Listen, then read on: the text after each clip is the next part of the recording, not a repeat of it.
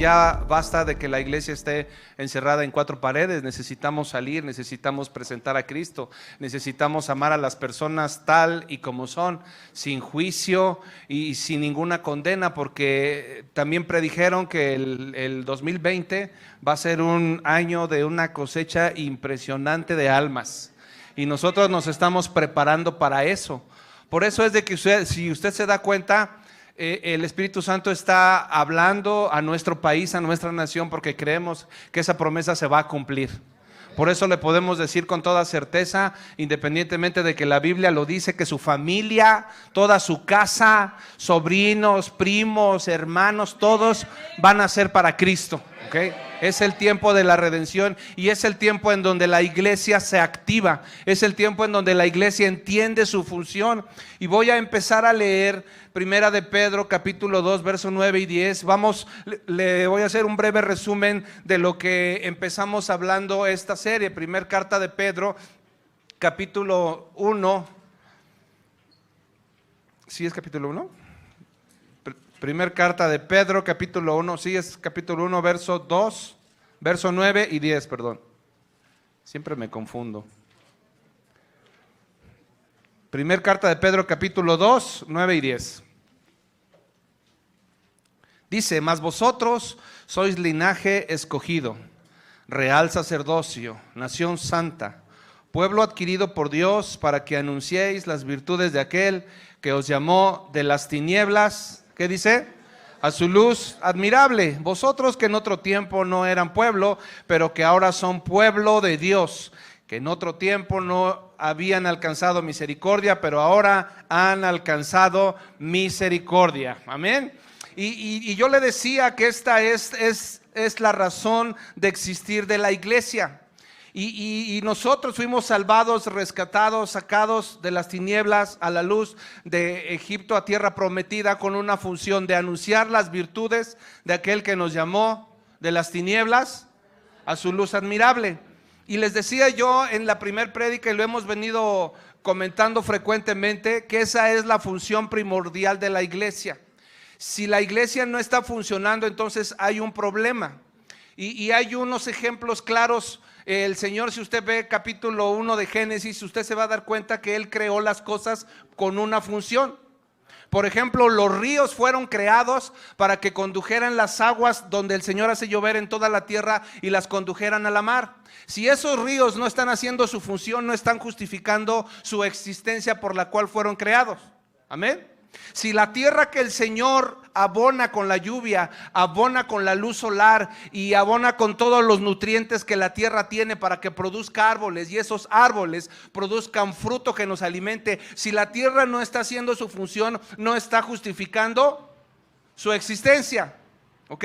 Si la iglesia que fue diseñada para anunciar las virtudes de aquel nombre maravilloso Jesucristo, si no está predicando la iglesia, no está justificando su existencia. Y hoy le voy a hablar de un hombre que se le dieron las características, se le dieron detalles, los alcances, a quién le debía predicar, cuáles eran las funciones de este hombre para que le predicase a toda una nación. Así que le voy a pedir de favor, una vez que entramos en un recuerdo general de lo que es esta serie, vaya conmigo a Ezequiel capítulo 3, por favor. Ezequiel capítulo 3, y mientras lo busca, dígame si alguien necesita Biblia. Levante su mano, le vamos a prestar una en esta mañana. Ok. Si ya tiene la cita puesta ahí en su lugar, cierre sus ojos y permítame orar, por favor. Padre, te damos gracias en esta mañana, precioso Espíritu Santo. Ponemos este tiempo en tus manos para que nos hables, nos ayudes y podamos nosotros recibir tu palabra de una manera clara y sencilla. Precioso Espíritu Santo, quita todo obstáculo, toda preocupación y toda carga, todo pensamiento venido del exterior, para que podamos concentrarnos en el mensaje que hoy tienes directo del cielo a través de tu Espíritu Santo. En el nombre de Jesús te lo pido. Amén. Ezequiel capítulo 3, verso 16 en adelante, dice: y aconteció que al cabo de los 7 días vino a mí palabra de Jehová diciendo: hijo de hombre, yo te he puesto por atalaya a la casa de Israel. Oirás pues tú la palabra de mi boca y los amonestarás de mi parte. Cuando yo dijere al impío, de cierto morirás, y tú no le amonestares ni le hablares para que el impío sea percibido de su mal camino a fin de que viva, el impío morirá por su maldad, pero su sangre demandaré, ¿qué dice? De tu mano. Pero si tú amonestares al impío y él no se convirtiere de su impiedad y de su mal camino, él morirá por su maldad, pero tú habrás librado tu alma. Si el justo se apartare de su justicia e hiciere maldad y pusiere yo tropiezo delante de él, él morirá porque tú no le amonestaste. En su pecado morirá y sus justicias que había hecho no vendrán en memoria, pero su sangre demandaré de tu mano. Pero si al justo amonestares para que no peque y no pecare, de cierto vivirá, porque fue amonestado, y tú habrás librado tu alma. Estas palabras, la primera vez que yo la leí me puse a temblar porque sentí una carga tremenda sobre mis hombros. Pero no se trata de eso, el Señor no vino a darle cargas, el Señor vino a quitarle cargas. Amén. Y esta parte de la Escritura tenemos que entender. Casi siempre cuando nosotros hablamos de los impíos y de los justos, ¿qué te viene a la mente por impío? ¿Qué te viene a la mente? Un malo, una persona mala, una persona que no le interesan las cosas de Dios. Y sí, de alguna manera es cierto. Pero vamos a ver cómo en el contexto específico del profeta Ezequiel, esta historia ocurrió en el año 597 antes de que nuestro Señor Jesús naciera, y es cuando el pueblo de Dios, el pueblo de Israel, es trasladado a Babilonia en calidad de cautivo. Diga conmigo, cautivo. Fueron llevados esclavos por desobedientes, fueron llevados esclavos porque habían conocido a Dios, pero sin embargo se habían vuelto a la idolatría, entre algunas otras cosas más. El rey Ezequías también había hecho algunas barbaridades que produjeron que el Señor colmara su paciencia y que permitiera que los enemigos se llevaran cautivo a su pueblo. Ezequiel, que significa Dios fortalecerá. ¿Qué significa? Es llevado junto con los cautivos. Dicen los teólogos que fueron más de 10,000 cautivos que se llevaron. Cuando los babilonios se llevan al pueblo de Dios como esclavos, no se llevaron a todos, se llevaron a los más inteligentes, a los más capaces, a los que tenían diferentes virtudes que ellos pudiesen explotar allá en Babilonia, y dentro de ellos se fue Ezequiel. A los que no tenían cosas que ponerlos a ser importantes en Babilonia se quedaron ahí en su pueblo, a ellos no los tocaron, pero se llevaron a los más capaces, y dentro de esos iba Ezequiel, que significa ¿qué? Dios fortalecerá. Y este hombre a los 5 años de estar ahí, le es encomendado el ministerio de profeta para que anuncie esto que acabamos de leer. Y cuando nosotros leemos impíos, creemos generalmente esto, pero vamos a ver a quién le tenía que hablar Ezequiel. Vaya conmigo al mismo capítulo 3, pero ahora vaya al verso 4. Dice: luego me dijo, hijo de hombre, ve y entra a la casa de Israel. ¿A quién? A la casa de Israel, y habla a ellos con mis palabras, porque no eres enviado a pueblo de habla profunda ni de lengua difícil, sino a la casa de Israel, no a muchos pueblos de habla profunda ni de lengua difícil cuyas palabras no entiendas. Y si a ellos te enviare, ellos te oirán. Dice te oirán, pero como que no me gusta mucho cómo se oye, ¿no? Dice, mas la casa de Israel no te querrá oír, porque no me quiere oír a mí, porque toda la casa de Israel es dura de frente y obstinada de corazón. Ve por favor al verso 11 y dice: y ve y entra ¿a quién? A los cautivos, a los hijos de tu pueblo, y háblales y diles: así ha dicho Jehová el Señor, escuchen o dejen de escuchar. O sea, dentro del cautiverio, Ezequiel es enviado a hablarle, a predicarle a su mismo pueblo, no a los babilonios, no a los que no creían en Dios, sino a su mismo pueblo. Y ahorita que estamos hablando, yo cuando entendí esto un poquito más a detalle, dije, wow, entonces los primeros que tenemos que ser evangelizados, ¿quiénes somos? ¿Sí me entiende? Dije, Padre, vamos a iniciar un tiempo, ya lo estamos iniciando, para evangelizar en las calles, y los primeros que tenemos que ser evangelizados somos Nosotros. Así que hoy le voy a hablar de lo importante que es que usted y yo seamos atalayas. A Ezequiel lo envían a ser atalaya. ¿Qué era una atalaya, pastor? En aquellos tiempos, los que cultivaban tierras o los que estaban en guerras, todas las ciudades eran amuralladas y se hacían algunas torres muy altas para que la atalaya estuviese en esa torre vigilando. Repita conmigo, vigilando.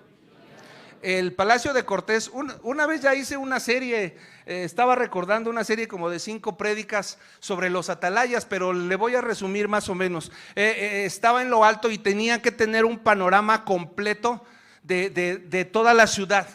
Cuando el atalaya veía a un enemigo acercarse, tenía que sacar una trompeta, tenía que sonarla y los sonidos tenían una interpretación. Cada sonido de la trompeta, del shofar, tenía una interpretación. El pueblo ya sabía. Mire, es un ejemplo cotidiano, pero si usted tiene perrito, usted me va a entender, para que vea lo que son los sonidos. Yo tengo unas perritas que cuando alguien extraño entra, su ladrido es de una manera. Cuando alguien de la casa toca y hasta conocen los toquidos, ladran de otra manera, como de gusto. Pero cuando entra un enemigo, sabemos que los ladridos son de peligro, ¿sí o no? Esos sonidos son los que hacían los atalayas cuando veían a los enemigos. Tenían que estar bien truchas para poder anunciar al pueblo que los enemigos venían. Aquí en el Palacio de Cortés, si usted ve el Palacio de Cortés de frente del lado izquierdo hasta arriba, hay una torre que fue diseñada precisamente para eso. Ahí tenía que estar el atalaya. Hay algunas características que tenía el atalaya. Tenía que tener una muy buena vista, 20/20, que es la visión perfecta. No podía estar medio ceguetas como lloviznando, ¿no? Porque imagínese yo sin lentes y de atalaya. Padre, ¿quién es? Pues quién sabe, ¿no? ¿Qué vas a tocar? Pues no sé, porque no veo nada. Me dicen el venado, yo sin lentes no veo nada. Entonces tenía que tener ciertas características el atalaya, tenía que tener una visión perfecta. Repita conmigo, visión perfecta. También tenía que saber tocar el shofar. Tenía que usarlo perfectamente para hablar a través del shofar y se escuchara en todos lados. Ahora, este hombre no podía dormirse. Si un atalaya se dormía y el enemigo llegaba y él no podía avisarle a su pueblo que el enemigo había llegado, ¿sabe qué le pasaba al atalaya? Cuello. O tocas o cuello. Entonces no se podía dar el lujo de dormirse. Había relevos en donde los atalayas, yo no sé si 12x12 o 24x24, como ahora son turnos en las empresas en donde algunos trabajan, creo que hay primero, segundo y tercero, ¿no? Entonces así eran los atalayas, siempre tenían que estar, yo no sé cómo le hacían en la noche, pero ellos tenían que tener todo el equipo para poder estar alerta, porque su vida dependía de ello. Ellos eran creados para eso, y si ellos no cumplían esa función, tú vas a ver en algunos ejemplos en la Biblia donde los atalayas que no cumplieron su función quisieron quitarse la vida, algunos se las quitaron. Entonces era muy importante que la atalaya reuniera las características físicas de conocimiento para poder cumplir su función. Y Ezequiel fue llamado no solamente a predicarles a que se convirtieran de sus malos caminos, sino fue a predicarles, a decirles que venían tiempos de destrucción para su pueblo. Y vamos a entender algunas cosas que, ve conmigo por favor al capítulo 7. Cuando tú oyes que vienen tiempos de destrucción y cuando ves que el pastor abre Apocalipsis, la mayoría de la iglesia no le gusta escuchar eso, no nos gusta escuchar eso, pero vamos a ver de qué les estaba previniendo Ezequiel a su pueblo. Fíjate lo que dice el verso 1, dice: vino a mí palabra de Jehová diciendo, tú, hijo de hombre, así ha dicho Jehová el Señor a la tierra de Israel, el fin viene sobre los 4 extremos de la tierra. Y empieza a decirle: ahora será el fin sobre ti, y enviaré sobre ti mi furor, y te juzgaré según tus caminos, y pondré sobre ti todas tus abominaciones. Ve al verso 6. Viene el fin viene, se ha despertado contra ti, he aquí que viene. La mañana viene para ti, oh morador de la tierra. El tiempo viene, cercano está el día de tumulto y no de alegría sobre los montes. Ahora pronto derramaré mi ira sobre ti y cumpliré en ti mi furor y te juzgaré según tus caminos y pondré sobre ti tus abominaciones. Fíjate lo que dice el verso 11. La violencia se ha levantado en vara de maldad, ninguno quedará de ellos, ni de su multitud, ni uno de los suyos, ni habrá entre ellos quien se lamente. El tiempo ha venido, se acercó el día, el que compra no se alegre y el que vende no llore, porque la ira está sobre toda la multitud. Y fíjate lo que dice el 14, dice, tocarán trompeta y prepararán todas las cosas y no habrá quien vaya a la batalla. Y por último, vea el 19, dice, arrojarán su plata en las calles y su oro será desechado, ni su plata ni su oro podrá librarlos en el día del furor de Jehová. No saciarán su alma ni llenarán sus entrañas, porque ha sido tropiezo para su maldad. Entonces Ezequiel fue llamado a un pueblo duro, obstinado de corazón, pero que estaba dormido. Estaban viviendo una vida equivocada, por eso Dios había permitido que se los llevaran esclavos. ¿Cuántos años te acuerdas? 70 años estaban como esclavos y el pueblo no reaccionaba. Y cuando tú y yo escuchamos esto, te decía hace un momento que no nos gusta escuchar tiempos de destrucción, tiempos apocalípticos, pero mira lo que la Biblia dice acerca del Apocalipsis, Apocalipsis capítulo 1 verso 3. Anótalo por favor para que podamos entender que esto no se trata de tener miedo, sino todo lo contrario. Voltea con el que está a un lado y dile, no tengas miedo. Y si hablas inglés, dile, don't be afraid. Ok, sale. Fíjate lo que dice en la pantalla. Dice, bienaventurado el que lee y los que oyen las palabras de esta profecía y guardan las cosas que en ella escritas, porque el tiempo está cerca. ¿Cómo eres o cómo debes de sentirte cuando lees esto?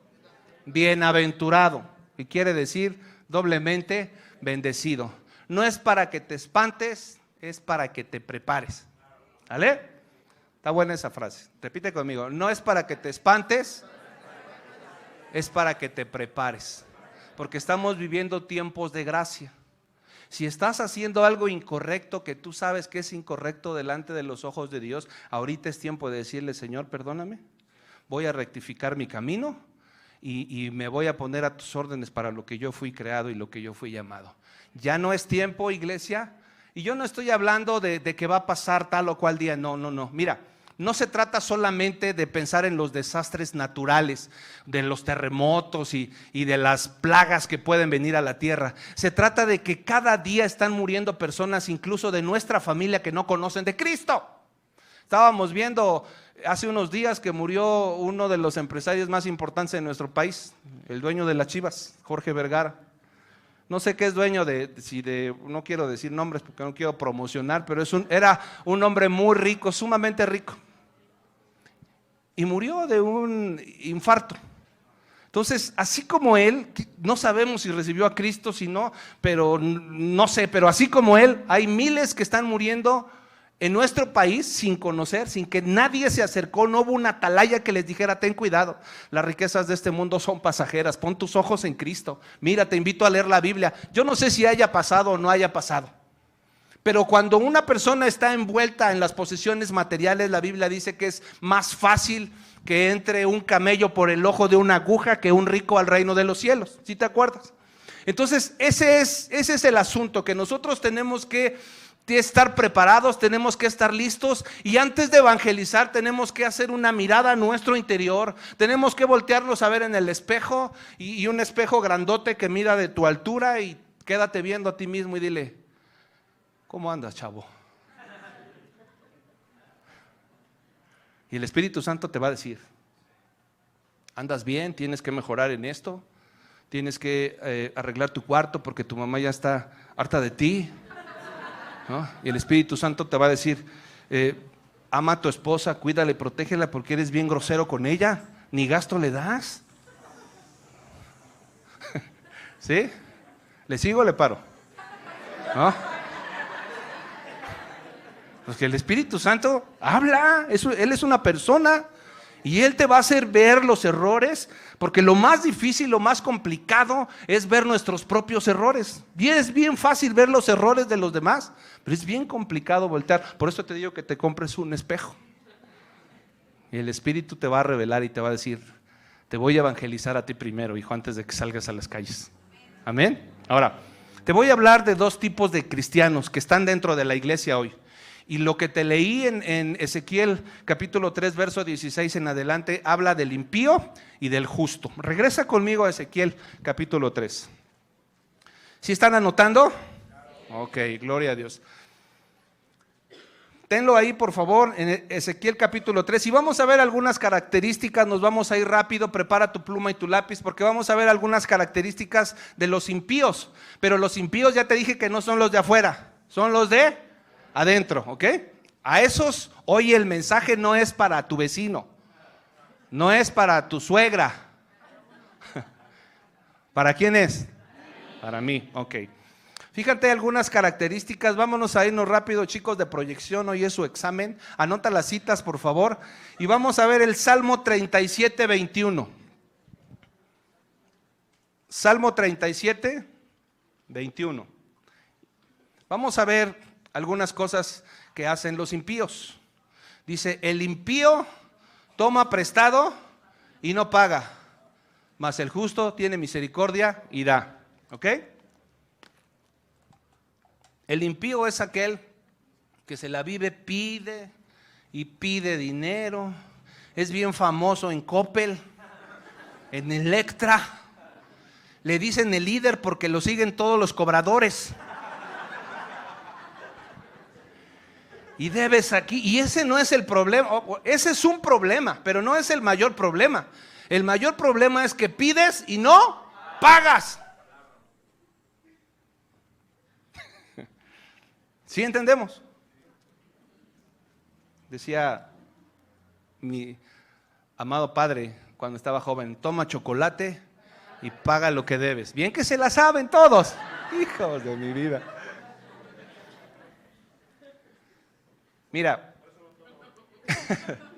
creo que tenemos, y este tema yo he dado prédicas acerca de las deudas, pero no voy a estancar en eso, pero creo que tenemos que aprender a vivir todos, incluyéndome a mí, tenemos que aprender a vivir con lo que Dios nos da, ¿ok? Porque ahí, si tú tienes frijolitos, el Señor va a proveer para el arrocito, para la salsita, para el pápalo, para lo que tú quieras, pero vas a comer, nada te va a faltar. Pero si estás constantemente pide y pide, le estás diciendo a Dios: Señor, no creo que me vas a dar tú, mejor yo voy a resolver el problema. ¿Sí? Y pides, y los intereses, y luego vienes aquí.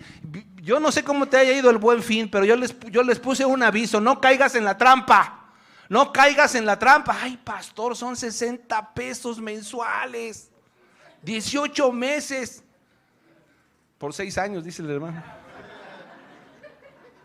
Y ya son los 60, y luego es la luz, y luego es la mensualidad que debes de otra cosa, y ya son 5,000 pesos mensuales o 7,000 pesos mensuales, y tú ganas 2,500. ¿Ok? Entonces, esa es una característica de los impíos, que aquí no hay, pues. No hay ni uno. Allá en otro planeta. Segunda característica de los impíos, Salmo 75, verso 4.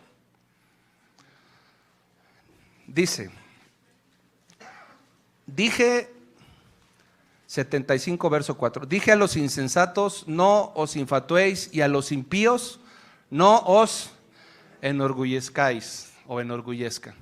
El impío es una persona que conoce de la Biblia, que sabe de la Biblia, y que eso le hace sentirse orgulloso.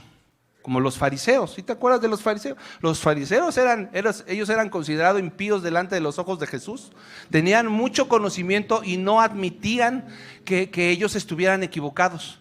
Dentro de las iglesias cristianas hay gente que viene a las iglesias y está cuestionando lo que la Biblia dice o lo que el pastor dice, porque piensan que ellos son mucho mejor, y esto es producido por algo que se llama orgullo o soberbia. Son algunas características, son muchas. Pero si yo me hubiera quedado ahí, es más, me quería quedar ahí, pero dije, no es la serie, Jorge, no prediques en tu carne, no es la serie. Pero, ok, si hubiese predicado de los impíos, tenía para 5 prédicas fácil. Ok. Éxodo 23:1, anótalo por favor. Otra característica de los impíos. Dice, no admitirás falso rumor, no te concertarás con el impío para ser testigo falso. El impío dentro de la iglesia cristiana es aquel que miente. Ser testigo de una falsedad es mentir, ¿no? Hay cristianos que constantemente mienten. La mentira es parte de su naturaleza y no lo saben. Eso era lo que Ezequiel le fue a decir al pueblo. Y dentro de la iglesia cristiana hay gente que cuando lo para el tamarindo o el policía sigue fomentando la corrupción. Écheme la mano, jefe. Aquí mire, la de Puebla. Aleluya, gloria a Dios, para que vea que le voy a dar una ofrenda de amor. Ese es el impío, el que está inconsciente de lo que está haciendo. ¿Sí me entiendes? Que sigue fomentando la corrupción, que sigue mintiendo, no es capaz de enfrentar a la persona, no es capaz de decir las cosas tal y como las siente, se esconde en sus propios argumentos para no dar la cara y decir la verdad. Y no solamente eso, sino que se presta, le enseña a otros que eso no tiene ningún problema. ¿Sí estamos entendiendo quién es el impío? ¿Ok? Porque de eso se trata. Ahora sí, vete por favor a Ezequiel capítulo 3 verso 16 y voy a volver a leer. Dice, y aconteció que al cabo de los 7 días vino a mí palabra de Jehová diciendo, hijo de hombre, yo te he puesto por atalaya a la casa de Israel, oirás pues tú la palabra de mi boca y los amonestarás de mi parte. Ahora, cuando tú y yo vamos en nuestro caminar a Cristo, mira, tú y yo podemos equivocarnos, todos. No hay aquí quien diga que es completamente recto y perfecto delante de los ojos de Dios. Pero una cosa es eso y otra cosa es pecar deliberadamente. Entonces, cuando tú estás en la línea, cuando tú entiendes que estás batallando, cuando tú entiendes que tienes algunas luchas, pero que estás caminando bajo la dirección de Dios, entonces tu trabajo es amonestar al que está haciendo todas las cosas que ya te dije y algunas otras. Y hay cosas más gruesas. La iglesia cristiana no ha crecido por el mal testimonio de nosotros mismos como cristianos. Y es ahí en donde el enemigo se agarra para decir, mira, ¿y eso qué es cristiano? ¿Ya viste cómo le habla a su esposa? Es un hipócrita, pura hipocresía. Y se llenan de decirnos que somos hipócritas. Algunas veces tengo que reconocer que tienen razón. Pero algunas otras les tengo que decir, ven y enséñame cómo no ser hipócrita.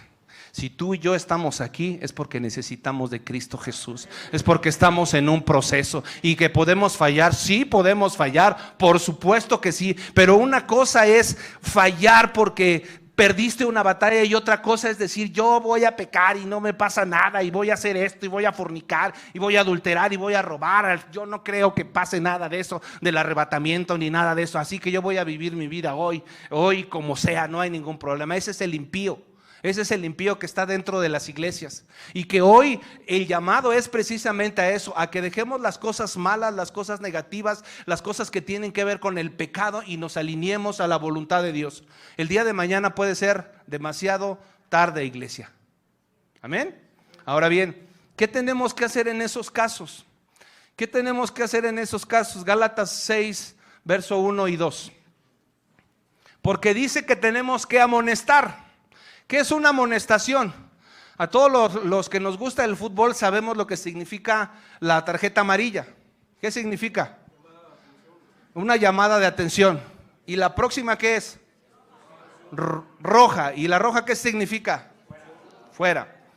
Entonces somos llamados a amonestar, no a nosotros mismos, no a los de afuera, a nosotros mismos. Aunque no seas perfecto y tengas tus luchas, pero si tú estás en los caminos de Dios, tienes la autoridad que te da el Espíritu Santo de amonestar a tu hermano. Pero ¿qué es lo primero que hacemos cuando vemos que uno de nuestros hermanos está fallando? lo juzgamos. Mira el hermano, hipócrita. Pero lo habías de ver el domingo. Y luego hasta llora. Y lo habías de ver danzar. Bien arrítmico, pero ahí está. Pero velo ahorita, velo ahí con su caguamota. Y en vez de ir a amonestarle y a decirle, hermano, la estás regando. No debes de tomar eso. No, lo empezamos a juzgar, lo empezamos a criticar, y eso no es lo que dice la Biblia, porque lo estamos excluyendo. Fíjate lo que dice la Biblia, dice, hermanos, si alguno fuere sorprendido en alguna falta, ustedes que son espirituales, ¿cuántos espirituales hay aquí? Amén. Ustedes que son espirituales, no dice perfectos, no dice que tengan alitas de ángel, dice que son espirituales. Restauradle con espíritu ¿de qué? De mansedumbre, considerándote a ti mismo, no sea que tú también seas tentado. O sea, muchas veces el pecado que nosotros criticamos de nuestro hermano de la iglesia que está fallando, muchas veces si nosotros nos mantenemos en ese juicio, es muy probable, dice la Biblia, que tú caigas en ese mismo pecado. Vamos a leerlo en NBI para que nos quede un poquito más claro. Si me lo puedes poner en NBI, hijo, por favor. Dice, hermanos, si alguien es sorprendido, ahora, tampoco Pablo le está hablando a los de fuera, le está hablando a los de adentro. Hermanos, si alguien es sorprendido en pecado, ustedes que son espirituales deben restaurarlo con una actitud humilde. Cuídense cada uno porque también puede ser tentado. Pastor Fer, ven. Javi, ven. Vamos a suponer que Javi fue sorprendido en una falta. Acá abajo. Vamos a ver, díganme ustedes en qué creen que haya sido sorprendido Javi. Pásate del otro lado.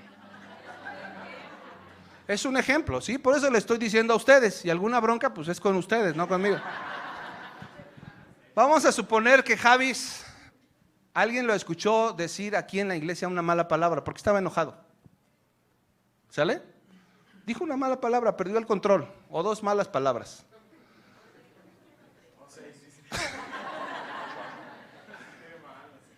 Y el pastor Fer lo oyó. Pensó que no había nadie, que estaba ensayando aquí y se le fue una nota mal y soltó una mala palabra y el pastor Fer estaba en el baño. Ni cuenta se dio cuando entró.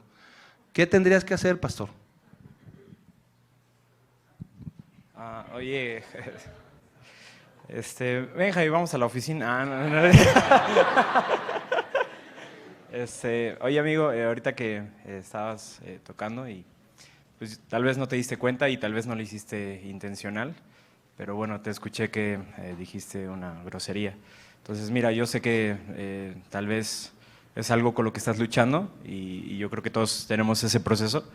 Pero pues quiero animarte a pedirle al Espíritu Santo que te ayude. Mira, yo también batallé con esa parte de las groserías y le pedí ayuda al Espíritu Santo y mi oración fue decirle que cuidara mis palabras. Y entonces ya cuando se me viene algo así, ya primero la proceso en mi mente y puedo frenarle y te quiero animar a hacer lo mismo. ¿Sale?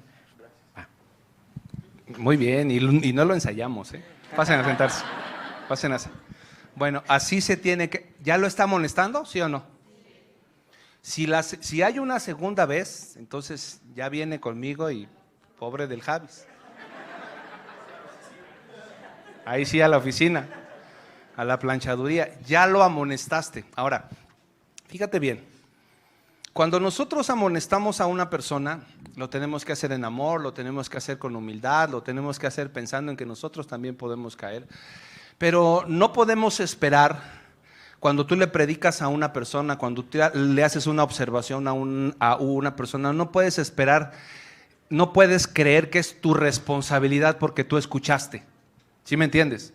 Sí, tú ya hiciste lo que la Biblia dice, porque fíjate lo que la palabra dice. Dice, cuando yo dijere, verso 18, al impío, de cierto morirás, y tú no le amonestares, ¿ni qué dice? Ni le hablares para que el impío sea percibido de su mal camino a fin de que viva. El impío morirá por su maldad, pero su sangre demandaré de tu mano. ¿Le iba a demandar Dios al Paz Fernando que no lo amonestó? No, porque lo hizo. Lo hizo en tiempo y forma. Ahora, cuando nosotros le predicamos a alguien, son algunos consejos prácticos que te vamos a estar dando. Cuando tú le predicas a un familiar, por ejemplo, y el Espíritu Santo te habla y dice, sí, estoy mal, primero me voy a alinear yo, voy a dejar de hacer las cosas, Señor, necesito de tu fuerza, necesito de tu entereza para yo poder vivir la vida cristiana como tú quieres que yo la viva. Entonces, tú ya sales de ese lugar, el Espíritu Santo te ayuda para que tú dejes de hacer las cosas que son incorrectas delante de los ojos de Dios y te pones a predicarle a tu hermano o a tu primo que no conocen de Cristo. Entonces, cuando tú ves a esa persona que está equivocada y está por un mal camino y le amonestas y no pasa nada, y no pasa nada, y no pasa nada, puede llegar un tiempo peligroso en donde tú te sientas culpable porque esa persona no está cambiando. Y la Biblia no dice que tú ya hiciste tu trabajo, que es amonestar.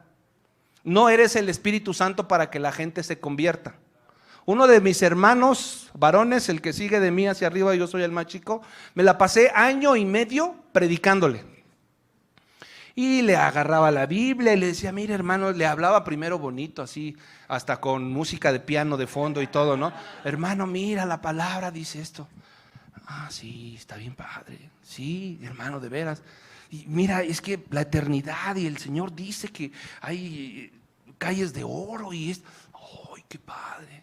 Ay, qué padre. Dije, ya la armé. ¿Quieres recibir a Cristo? No. Me la pasé 1 año y medio así. Después cambié mi estrategia. Dije, ahora le voy a hablar más fuerte, lo voy a amonestar más fuerte. Le hablé del infierno, por ejemplo. Bien tierno yo, ¿no? Bien, dije, como no funcionó la primera, pues voy a la segunda. Y así utilicé todo mi abanico de estrategias evangelísticas y no pasó nada. Hasta que un día le dije, ya, no voy a hacer nada contigo, haz lo que quieras. No me importa, ya, no voy a insistir contigo. Le dije más feo, pero como no te lo puedo decir ahorita. Pero idioma cristiano, ¿eh?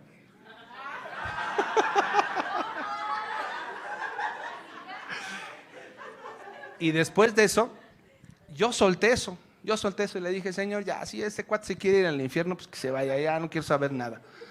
Y lo solté como a los 6 u 8 meses, alguien le predicó, no sé quién le predicó, y se convirtió a la primera.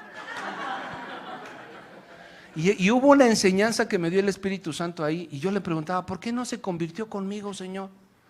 Yo tengo conocimiento de la Biblia. Yo no sé quién le haya predicado, pero a la primera dijo que sí.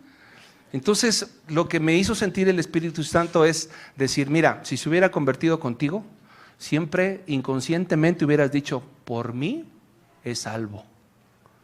Y yo entendí eso. El Espíritu Santo, nosotros solamente somos instrumentos, pero toda la gloria y toda la honra siempre va a ser para Él. ¿Okay? Así que si tú estás insistiendo con alguien, yo te sugiero que insistas 1, 2 y hasta 3 veces. Y lo demás, oración, oración, oración, oración. Así, porque si tú también lo estás hostigue y el pastor dice y ya te vienes a temblar porque voy a dar cuentas de él, no hombre, si apenas puedo dar cuentas de mí, voy a cuentas. Entonces, no, deja que el Espíritu Santo haga su trabajo. Tu trabajo es amonestar en amor, sin juicio y sin condenación. ¿Sale? Ok. Ahora vamos al otro sector. El primero eran los impíos, el segundo, ¿cuál era? Los justos. Dice el verso 20, dice, si el justo se apartare de su justicia e hiciere maldad y pusiere yo tropiezo delante de él, él morirá, porque tú no le amonestaste. En su pecado morirá y sus justicias que había hecho no vendrán en memoria, pero su sangre demandaré de tu mano. Pero si al justo amonestares para que no peque y no pecare, de cierto vivirá, porque fue amonestado y tú habrás librado tu alma. El justo es todo aquel que recibió a Cristo, que tú lo veías en la iglesia sirviendo de una manera genuina. Mira, la relación con Dios no se puede ocultar. Cuando tú tienes una relación de amor con el Espíritu Santo, se nota en tu cara. Cuando Moisés descendió de la presencia de Dios, después de estar 40 días en su presencia, la Biblia dice que se tenía que poner un velo, porque tenía un resplandor en su rostro que los demás se espantaron. O sea, cuando tú estás conectado con Dios, Se nota en tus facciones, en tu manera de alabar, en tu manera de reírte, en tu manera de disfrutar la presencia de Dios. Y cuando no estás en la presencia de Dios, también se nota. Es una cara de limón.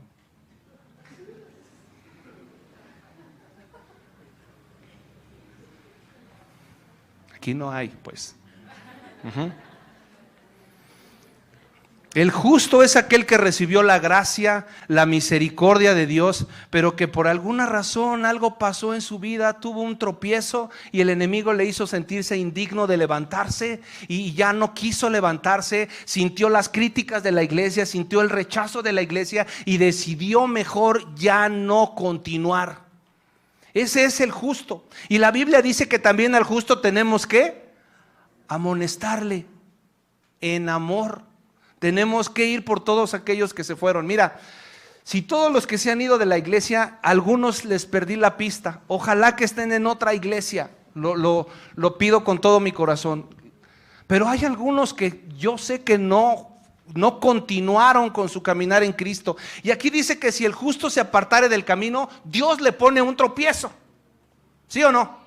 O sea, cuando Dios te da la salvación, te cambia tus vestiduras, te pone anillo de identidad y por alguna razón, por lo que tú quieras, tú decides apartarte, el Señor va a poner tropiezos en tu vida. Como acto de amor, no como acto de juicio. Es un acto de misericordia que el Señor dice: ay, hijo mío, tengo que poner un tropiezo porque te amo tanto que no me gusta. Mira, fuiste diseñado, fuiste diseñada, fuiste creado para hacer cosas grandes en el mundo espiritual y estás perdido, estás perdida. Voy a permitir un tropiezo, enfermedades, crisis, yo no sé, infinidad. Y me ha tocado ver en mi corta carrera como pastor a muchos que han regresado a los pies de Cristo. El problema no es que hayan regresado, gloria a Dios. El problema es cómo han regresado. Entonces, si tú conoces a alguien que se ha apartado de los caminos de Dios y tú sabes que es hijo de Dios, ¿a quién crees que va a mandar el Señor? Pues a usted, pastor. ¿Cómo a quién? Sabio. ¿A quién? A ti. ¿Conoces a alguien que se haya apartado de los caminos de Dios? Ve y amonéstale en amor. Y a todos los que son así como luciérnagas, tienen el espíritu de luciérnaga. ¿Sabes cuál es el espíritu de luciérnaga? Ahorita brillas y ya vas siguiendo al animalito para ver qué está haciendo y ya de repente se apagó. Así es el espíritu de luciérnaga. ¿Dónde está el hermano aquel que cantaba bien bonito y que oraba bien? Le entró el espíritu de luciérnaga y se desafanó. A esos tenemos que ir, hermano. Mira, muchos conocieron a George. Y es algo que me duele en mi corazón. ¿Dónde está George? Ok. Hicimos todo lo posible, lo humanamente posible, porque George se mantuviera en los caminos de Dios. Pero él decidió otra cosa. ¿Es mi culpa? No. ¿Es bienvenido aquí? Sí. Si viene en buenas condiciones, pero me da mucho dolor verlo así. Y sé que aún con todo eso, en su desobediencia, Dios lo ha guardado. Porque ahí anda. Y sabe dónde está su casa, luego me va a tocar a la casa. Y sabe que soy el pastor, ya está mal de sus facultades. Pero yo me pregunto, este joven era la admiración de muchos niños aquí. Danzaba bien bonito, pero se apartó. Hicimos lo que pudimos humanamente posible, pero él no, cuando la persona no quiere, yo ya le amonesté, ya le dije, le pagamos no sé si 2 o 3 anexos cristianos y sin embargo así decidió continuar. Entonces es ahí en donde tú tienes que ver tus límites. Ezequiel, a él le fue mandado, le fue ordenado ir a amonestar, pero nuestra responsabilidad es ir por el que se apartó del camino.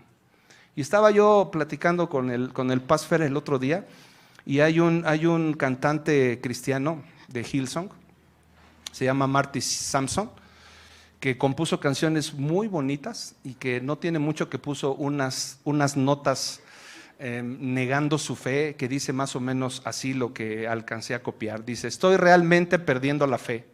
y eso no me molesta, dice este cantante. Dice, ¿cuántos predicadores caen? Muchos. Nadie habla de eso. ¿Cuántos milagros suceden? Muchos. Nadie habla de eso, de que no suceden milagros. Dice, ¿por qué la Biblia está llena de contradicciones? Dice, nadie habla de eso. ¿Cómo puede Dios ser amor y aún enviar a millones de personas al infierno? ¿Todo porque no creen?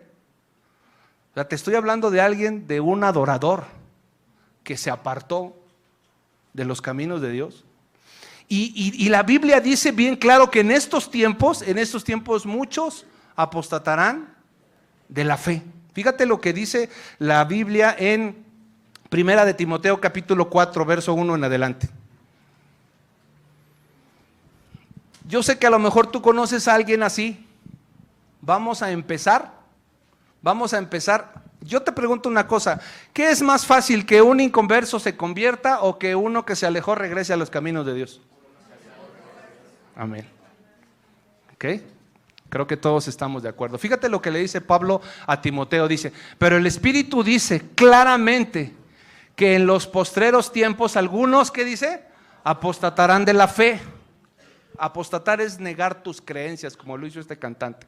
Dice, escuchando a espíritus engañadores y doctrinas de demonios. Verso 2, dice, por la hipocresía de mentirosos que teniendo cauterizada la conciencia, verso 3, prohibirán casarse y mandarán abstenerse de alimentos que Dios creó para que con acción de gracias participen de ellos los creyentes y los que han conocido la verdad. Verso 4, porque todo lo que Dios creó es bueno y nada es de desecharse si no se toma con acción de gracias. Son los tiempos que estamos viviendo, son los tiempos peligrosos y es donde tú y yo tenemos que estar listos para amonestar al impío o al justo, al que se apartó de los caminos de Dios. Amén. Ahora, fíjate bien, ya me queda poco tiempo. Escuché decir, si tú lees bien contextualmente en el Antiguo Testamento y el Nuevo Testamento, te vas a dar cuenta que los atalayas en el Antiguo Testamento únicamente eran hombres. No había atalayas mujeres. Atalaya es aquel, ya te expliqué, que da un aviso de peligro. Pero en el Nuevo Testamento hay atalayas mujeres. La mujer samaritana, que era la que tuvo el encuentro con Jesús en Juan capítulo 4, ella cuando tuvo el encuentro con el maestro inmediatamente fue a Samaria a predicar. Fue la trompeta que fue a avisar que Jesús era el Hijo de Dios y que cuántas miles de personas vinieron y se convirtieron. Toda la ciudad. Hay muchas mujeres que hoy son atalayas. Gloria a Dios. Gloria a Dios. Las primeras personas que tuvieron el encuentro con el Señor Jesús después de que Él resucitó, ¿eran hombres o mujeres? Mujeres. Y escuché una frase que me encantó, no sé dónde la escuché, pero decía un pastor, muchos de mis mejores soldados son mujeres. Gloria a Dios. Denle un aplauso a Dios por las guerreras que tenemos aquí en Banatier.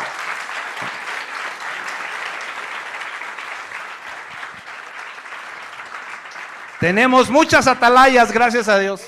Tenemos muchas atalayas que están anunciando las buenas nuevas. Pero hoy específicamente te estoy hablando de estas dos características que están dentro de la iglesia cristiana. Ahora, ¿puedes subir, Kat, por favor? Había un hombre que reunió bíblicamente en su tiempo las dos palabras de las que te hablé hoy. Una palabra es impío y otra palabra es justo. Cuando la Biblia empieza a hablar del apóstol Pablo, cuando muere Esteban, quiero que vayas conmigo para que veas algunos puntos importantes. Hechos capítulo 9, por favor. Yo lo estaba leyendo y estaba diciendo, wow, aquí está lo que estaba buscando. Y la Biblia redacta que el apóstol Pablo era un asesino de cristianos, ¿sí te acuerdas? Él conocía los mandamientos de Dios, conocía la Torá, era un hombre muy sabio, pero tuvo que venir un encuentro con el maestro para que él pudiera cambiar su mente, para que él pudiera cambiar su corazón. Y la Biblia dice que se le apareció camino a Damasco una luz resplandeciente y el apóstol Pablo cayó al piso y estuvo 3 días ciego, ¿sí te acuerdas? Y el apóstol Pablo, de ser impío, llega a un punto en donde el Señor lo llama a su servicio, y después de haber sido amenaza para el pueblo cristiano, él cambia de 180 grados la dirección de su vida. Pero se aparece un hombre que no es muy conocido en la Biblia. Y te quiero hablar más de él que del apóstol Pablo, porque del apóstol Pablo lo conoces bien. Dice el verso 10: había entonces en Damasco un discípulo llamado Ananías, a quien el Señor dijo en visión: Ananías. Y él respondió: heme aquí, Señor. No es Ananías el de Hechos capítulo 5, ese ya estaba bien muertito, ¿no? Este es otro Ananías, que cuando menos yo no lo vuelvo a ver en la Biblia. Pero dice que Dios le da una visión de que había cerca de ahí un hombre llamado Pablo que estaba orando. Y fíjate porque ese Ananías del que te voy a hablar eres tú, ¿sale? Que también era una atalaya. Fíjate lo que dice el verso 11, dice: y el Señor le dijo: levántate y ve a la calle que se llama Derecha y busca en casa de Judas a uno llamado Saulo de Tarso, porque he aquí él ora. Inmediatamente que tiene su encuentro con Jesús, se pone a orar. Y han visto en visión a un varón llamado Ananías, que entra y le pone las manos encima para que recobre la vista. Entonces, cuando Ananías recibe esta instrucción de parte de Dios, como la recibió Ezequías en su momento, fíjate lo que dice el verso 13. Entonces Ananías respondió: Señor, he oído de muchos acerca de este hombre, cuántos males ha hecho a tus santos en Jerusalén. Y aún aquí tiene autoridad de los principales sacerdotes para prender a todos los que invocan su nombre. El Señor le dijo: ve, porque instrumento escogido me es este para llevar mi nombre en presencia de los gentiles y de reyes y de los hijos de Israel, porque yo le mostraré cuánto le es necesario padecer por mi nombre. Ponte en el lugar de Ananías. Haz de cuenta que te dicen, Néstor, que te dice el Espíritu Santo: tú estás orando porque tú oras todas las noches. Amén.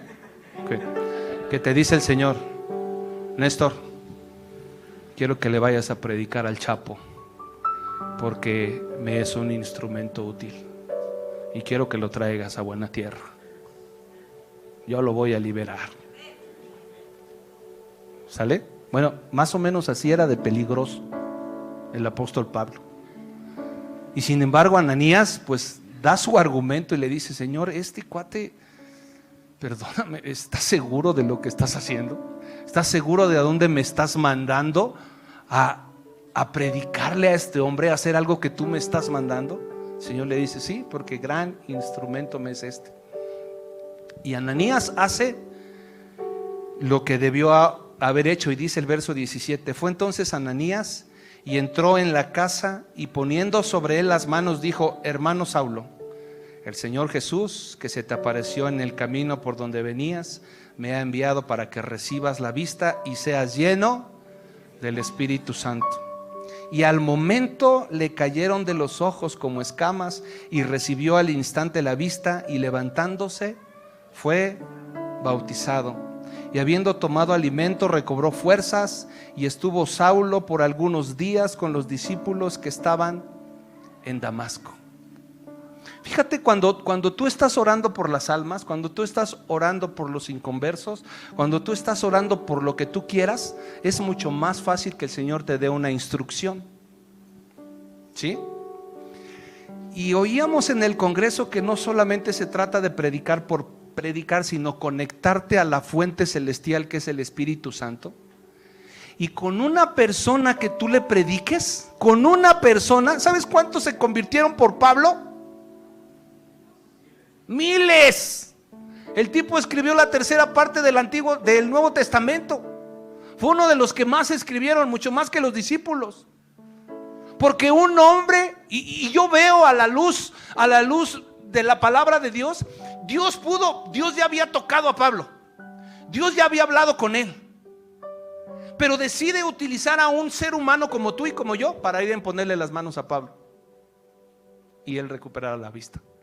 Ananías representa a la iglesia de Cristo, te representa a ti. Y yo me pregunto, ¿cuántos Pablos hemos dejado ir? ¿Cuántos Pablos por nuestros argumentos dentro de tu familia nunca les has hablado nada de la palabra de Dios? Nunca les has dicho nada.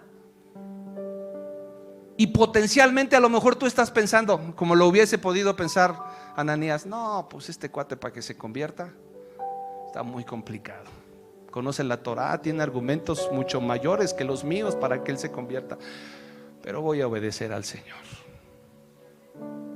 Y Ananías va, hace lo que tenía que hacer, y Pablo, que ya había sido tocado por el Espíritu Santo, recupera la vista. A veces nosotros estamos ciegos, hermanos. A veces nosotros no vemos las cosas que el Espíritu Santo está viendo y que nos manda. Y nuestro trabajo es simplemente obedecer. Y yo sé que dentro de tu familia hay personas difíciles. Hay personas a las que tú dices, híjole, a todos les predico menos a este, menos a esta. No quiero meterme en problemas. Ahí puede estar un Pablo. Ahí puede estar una Débora. Solamente conéctate a la fuente de sabiduría, y si el Espíritu Santo te lo pide. Mira, yo he aprendido que las personas más difíciles, las que son toscas, las que son ariscas, las que son groseras, las que inmediatamente que tú les dices algo de tu religión, porque así le dicen, ponen una barrera. Yo me he dado cuenta a través de los años, en tratar más a las personas, que son personas muy lastimadas. Son personas que en diferentes áreas de su vida, personas se han acercado y las han lastimado. Nunca han recibido una palabra de amor y de aliento. Entonces, cuando alguien se acerca, ponen una barrera inmediatamente e inconscientemente te dicen, antes de que tú me lastimes, yo te pongo una barrera para que no pases. Pero es cuestión de tiempo y de oración y de obediencia, porque ahí puede estar un hombre, una mujer con un potencial impresionante. Y yo me imagino cuando Ananías llegó a la presencia de Dios, Ananías, le abrieron las puertas de los cielos y le dijeron, Ananías, pásale, compadre, pásale. Bueno, no le dijeron compadre, pásale, pásale. Y le dijo un ángel al otro, mira, Ananías, ¿a quién crees que le predicó, hijo? A Pablo. Él es el que le puso la mano. Pásale, tienes un lugar especial por haber escuchado la voz de Dios. Pásale. Ahí está Jesús esperándote en una mesa de gala, con un banquetazo para ti. Y podemos pasarnos nuestra vida así, callados, anónimos, cuando hay personas que están esperando una palabra de amor, una palabra de aliento. Así que en esta mañana termino con el verso 20, porque una vez que se junta el instrumento de Dios, que somos tú y yo, con un encuentro personal con Cristo, sucede algo maravilloso. A ver, otra vez. Cuando se junta el propósito de Dios, la intervención de Dios en una persona y la obediencia de un hijo ya de Dios para obedecer, valga la redundancia, y efectuar una orden del cielo, mira lo que sucede en el verso 20. Enseguida, ¿qué hacía Pablo? Predicaba a Cristo en las sinagogas diciendo que este era el Hijo de Dios. Ahí empezó la gran historia del gran apóstol Pablo, con alguien que no se dice mucho en la Biblia. Es lo único que vas a encontrar de él, pero en el cielo su nombre está escrito con letras de oro. Y ese puede ser tú. Ese puede ser tú. Ese eres tú. ¿Por qué no te pones de pie? Vamos a orar.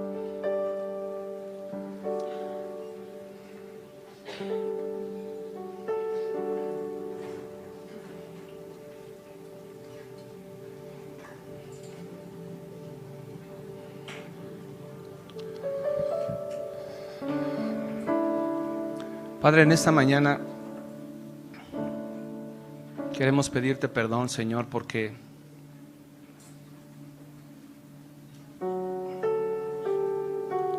Muchas veces no hemos aceptado la palabra que nos has dicho aquí en la iglesia. La hemos despreciado o menospreciado, Señor. Nos has hecho ver cosas que no están bien en nuestro corazón: rencor, envidia, algún pecado que tú conoces. Pero hoy quieres evangelizarnos a nosotros, Señor. Quieres que dejemos los malos caminos que hemos estado practicando.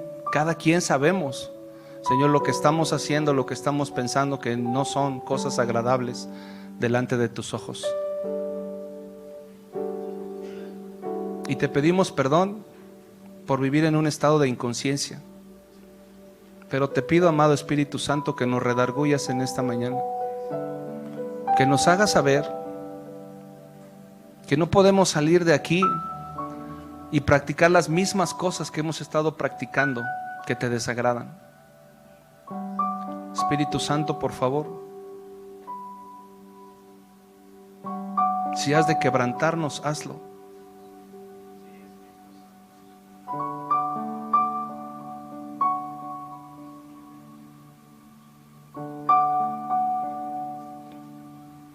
Ahí en silencio, Espíritu Santo está hablando a tu vida. Si se te viene algo a tu mente, no eres tú, es el Espíritu Santo quien te está diciendo: en esta área hoy quiero evangelizarte. Y a lo mejor dentro de este mensaje el Señor te habló algo.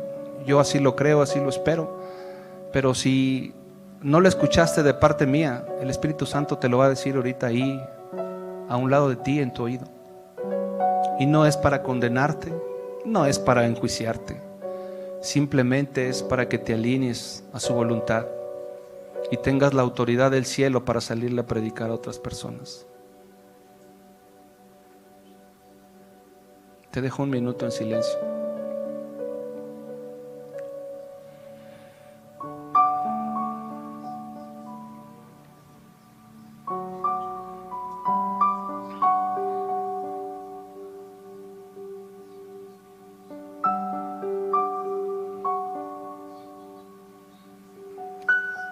Espíritu Santo, danos buenas nuevas a nosotros. Danos buenas nuevas, Señor.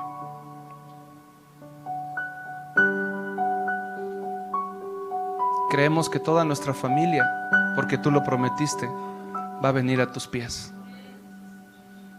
Lo creo, lo veo.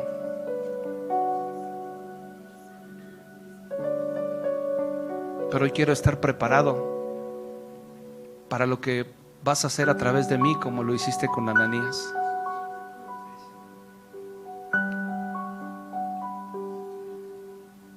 Toca mi corazón. Muéstrame las fallas, los errores que puedo estar cometiendo.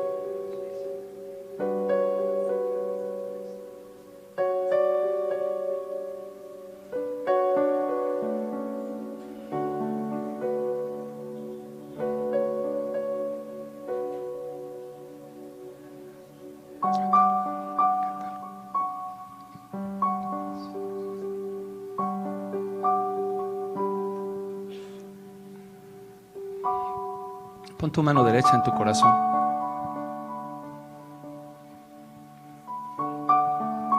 Amado Espíritu Santo, prepárame para lo que viene. Abre mis labios. Yo sé, el Espíritu Santo va a estar, o ya puso personas delante de ti, porque tú eres su instrumento. No te quedes callado, no te quedes callado. La mies, la verdad, es mucha, mas los obreros pocos, dice el Señor. Y aquí hay obreros. Aquí hay atalayas, mujeres y hombres que están dispuestos a ser enviados, a decirle al mundo allá afuera que hay esperanza, que los matrimonios pueden cambiar, que los hijos en adicción pueden salir de ello, que la depresión y la tristeza ya fue pagada en la cruz del Calvario. Alguien necesita escuchar eso. Estamos cansados de escuchar malas noticias y tú eres el portador, tú eres el atalaya para dar las buenas nuevas de amor y de advertencia también. Padre, en el nombre de Jesús, nos preparamos no para una campaña evangelística, nos preparamos para hablar como atalayas todos los días de nuestra vida. La persona con la que convives, la persona con la que estás tratando, esa es la persona que Dios puso ahí delante de ti para que les hables del amor, de la gracia y de la misericordia de nuestro Señor. Señor, levanta a tu iglesia Buena Tierra, para que abra sus labios, para que entendamos, Señor, que los tiempos son malos y que hoy más que nunca tu iglesia debe de salir, debe de empezar a ser protagonistas, Señor, como mensajeros, como portadores del reino de los cielos aquí en la tierra. En el nombre de Jesús, yo profetizo que gargantas y bocas que estaban cerradas por la vergüenza, por el pecado, se van a empezar a abrir para proclamar las buenas nuevas de Cristo.